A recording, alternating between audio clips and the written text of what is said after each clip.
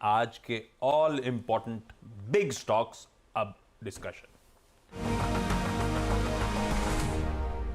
बहुत रिजल्ट्स, बहुत खबरें, कहां ड्रिल डाउन करके पहुंचे, क्या क्या रखा है बिग स्टॉक्स में। 4 बिग स्टॉक्स हैं हमारे। Okay. वैसे तो ज्यादा हो सकते थे लेकिन 4 तक रिस्ट्रिक्ट रखता हूँ मैं नॉर्मली। पहला तो ऑब्वियसली सबसे important Kotak Mahindra bank. Kotak Mahindra bank के नंबर्स बम्पर है। मैं जैसे मैं कह रहा था ना, और कोई वर्ड नहीं आता है मेरे दिमाग में। मैं देख रहा था कहाँ कमी थी, कहीं कमी नहीं थी। आप चाहे डिपॉजिट ग्रोथ देखें 22 क्वार्टर हाई, लोन ग्रोथ देखें 24 क्वार्टर हाई, ग्रॉस एनपीए देखें 9 साल में सबसे कम 1.39% ग्रॉस एनपीए। क्या होता है 1.39%? Best in class. Net NPA आपका उससे भी better.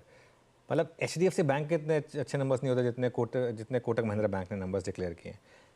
Net interest margin street expect कर रहा था कि गिरेंगे, 5.28% मार्जिन आए इनके वर्सेस 5.22%। पहले इंडस्ट्री में सबसे हाईएस्ट मार्जिन कोटक के हैं, उसको भी इन्होंने इंप्रूव कर लिया, 5.28% पर लिया है उस एनवायरनमेंट में जहां बाकी बैंक स्ट्रगल कर रहे हैं मेंटेन करने पर भी। ठीक है, आप आरओए देखिए, आरओई देखिए, एनआईआई देखिए, मुनाफा देखिए, सब बढ़े हैं। सीएलएसए ने अपग्रेड कर दिया, टारगेट दिया 1920 का।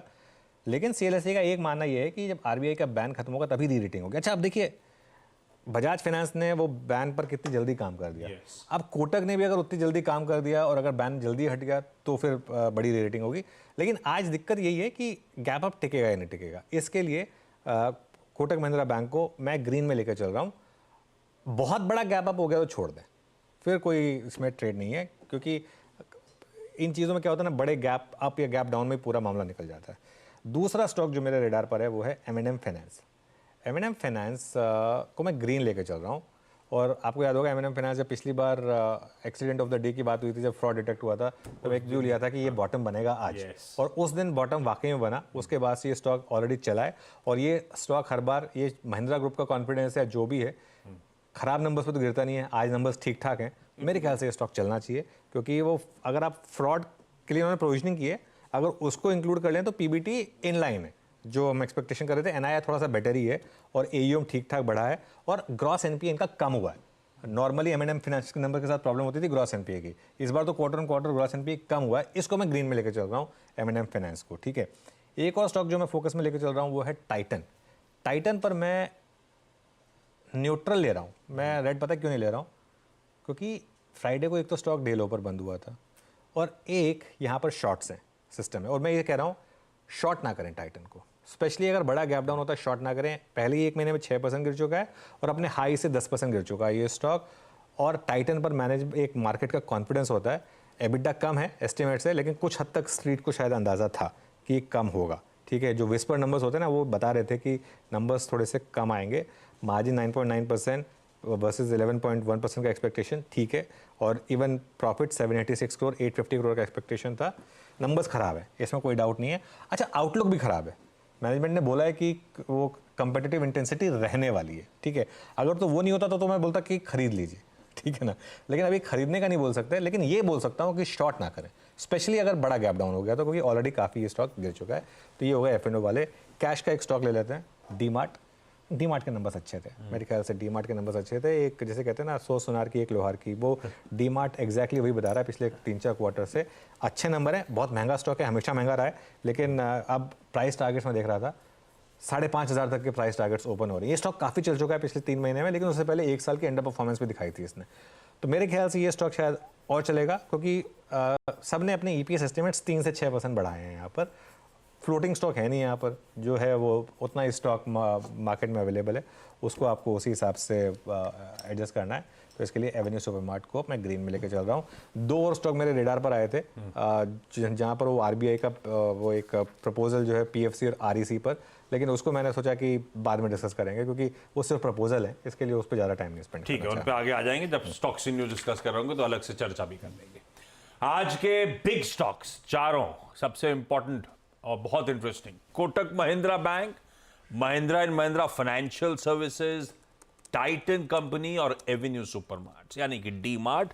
ये सब रेडार पे और सभी के लिए अच्छी खबरें। टाइटन कमजोर नतीजे होंगे, पर शॉर्ट न जाने की सलाह, क्योंकि ऑलरेडी काफी ज्यादा नेगेटिव शायद भाव ऑलरेडी रिफ्लेक्ट कर रहा है। अब चलिए पैनल के पास चला जाए और उनके भी कुछ बेहतरीन आइडियाज जान लिए जाए। टॉप कॉल्स का स्टिंग और एक एक करके सबको स्क्रीन पे रखिए। पहले गाबा सर। गाबा सर, गुड मॉर्निंग। गाबा सर, कैसा रहा वीकेंड? बहुत बढ़िया था बेटा, बिल्कुल बहुत ही बढ़िया था। और मैं आपकी वो गाड़ी देखकर भी आया, मुझे बहुत पसंद है। मेरी गाड़ी? कौन हाँ सी जी, गाड़ी? वही जो आप नई लॉन्च की आप पूछ रहे थे। देखा आप, मतलब आप सीरियस हो गए हो मामला? आप सही में मर्सिडीज बेच के वो ले रहे हो, महिंद्रा? नहीं नहीं नहीं, वो अच्छी गाड़ी है, सिंपल गाड़ी अच्छी है। देखने क्यों गए? लेने का मन नहीं है क्या? बुक भी किया है मैंने, प्री बुक। और मैम की सहमति है? उन्हीं की तो है, मेरी थोड़ी थी। ठीक है भैया। तो गाबा सर की इमेज जैसी गाड़ी, तो वेटिंग कितना लंबा है? कितना टाइम लगेगा डिलीवरी में? पता नहीं, 15 तारीख को बुकिंग शुरू हो रही है। मैं प्लग नहीं कर रहा, लेकिन 15 तारीख को बुकिंग शुरू, प्री बुक किया है मैंने। तो अब देखिए Beautiful. कितना मुझे पता नहीं। जलवे हैं गाबा सर के। गाबा सर, आज का टॉप कॉल? बिल्कुल, आज का टॉप कॉल है NMDC। अब ट्रेड करें करीब 269 के आसपास। इसका मुझे सेटअप इतना अच्छा लगता है कि लगता है अब की बार ये 300 पार कर देगा। लेकिन अब 300 पार की अभी सोचना नहीं चाहिए, क्योंकि हम ट्रेडर हैं, रोज का यूज करते हैं। स्टॉप होगा 263 का, आसपास ही लेना है, दूर नहीं लेना है। नियर टर्म टारगेट मेरे ख्याल से 275 280 हो सकते हैं, लेकिन इसको शॉर्ट कभी नहीं करना है, इसको लॉन्ग ही लेना है। जो सेटअप है उसके हिसाब से लगता है अब की बार 300 पार कर देंगे। तो एनएमडीसी पर ध्यान है, on the long side, no shorts. Okay, NMDC on the long side 300 तक भी जा सकता है। ऑब्वियसली डे टारगेट्स आपको थोड़े कम रखने होंगे, लेकिन अगर आप पोजिशनली ले रहे हैं तो 300 पार की गाबा सर कर रहे हैं एक्सपेक्टेशन। रचना जी, गुड मॉर्निंग। रचना जी, बताइए मंडे मॉर्निंग का ट्रेड। जी good morning.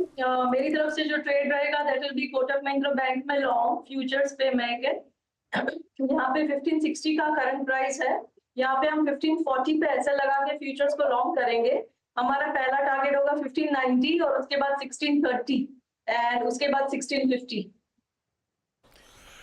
Kotak Mahindra bank 1540 के एसएल के साथ रचना जी कह रही हैं भाई तेजी कर लीजिए इस स्टॉक में। आज का वैसे स्टॉक इन फोकस यही है, देखते हैं इसका बिहेवियर खुलने के बाद। मानस, गुड मॉर्निंग। मानस, आज का टॉप कॉल हमारा।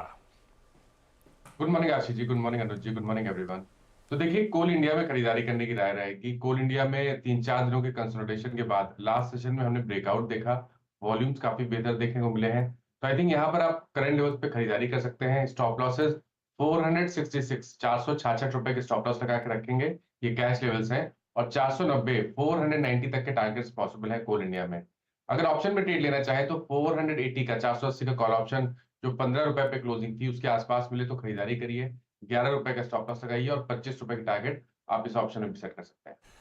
480 का कॉल भी चाहें तो कोल इंडिया का खरीदा सकता है। अभी हाल फिलहाल जो नंबर्स आए थे सॉलिड थे। सतपुत्र साहब, गुड मॉर्निंग। सतपुत्र साहब, हमारा टॉप कॉल आज का। Very good morning Ashish ji, good morning everyone and good morning Anuj ji. Ashish ji देखिए, नजर फार्मा सेक्टर पे है। इन पर्टिकुलरली मुझे सिप्ला आज अच्छा लगता है। सिप्ला में क्लियर ब्रेकआउट हुआ था लास्ट वीक थर्सडे, और फ्राइडे का दिन पॉज था। अपनी इंपॉर्टेंट मूविंग एवरेजेस के ऊपर ये फ्लोट हो रहा है, जो करीबन 1420 का है, 1436 का क्लोज है। तो सिप्ला बाय करेंगे, 1420 के नीचे स्टॉप लॉस रखना पड़ेगा, तो 1415 हम स्टॉप लॉस रखेंगे। और सिप्ला का जो नेक्स्ट टारगेट है वो रहेगा 1480 का, 1480 ये सिप्ला का टारगेट है। तो बाय सिप्ला। बाय सिप्ला। चलिए अब आई थिंक आशीष बहती की स्ट्रेटजी बाकी। Ashish ji, good morning. बताइए क्या स्ट्रेटजी रहेगी आपकी आज की trade? Good morning Anuj ji, good morning Ashish ji, good morning good everyone. Morning साहब। जी अनुज जी, मेरे को लगता है कि आज थोड़ा सा आईटी में शॉर्ट कवरिंग देखने में मिल सकती है, तो ओरेकल फाइनेंस में खरीदारी की सलाह रहेगी। स्टॉक अच्छा खासा करेक्ट हुआ था और एक बेस बनाया नंबर्स के बाद, अब ऊपर अप स्विंग इसमें देखने मिल रहा है। स्टॉक अपना 20 डेमा भी अप्रोच कर रहा है। 20 डेमा के नीचे फ्राइडे की क्लोजिंग थी, तो हमें लग रहा है कि एक वेल प्ले यहाँ पे बन सकता है। कल एक्स डेट है, तो 250 रुपए का इसका डिविडेंड भी डिक्लेयर्ड है, तो 3% के करीब का डिविडेंड भी इसमें अब कल एडजस्ट हो जाएगा। 7650 का एक स्टॉप लॉस लगाना है। 7900 और 7970 के टारगेट के लिए इसमें खरीदारी की सलाह है। आईटी में आज मंदी के सौदे शायद कट रहे हो, कवरिंग के मूव्स एंजॉय कर रहा हो, तेजी होगी और सबसे प्रिफर्ड है ओरेकल फाइनेंशियल। जब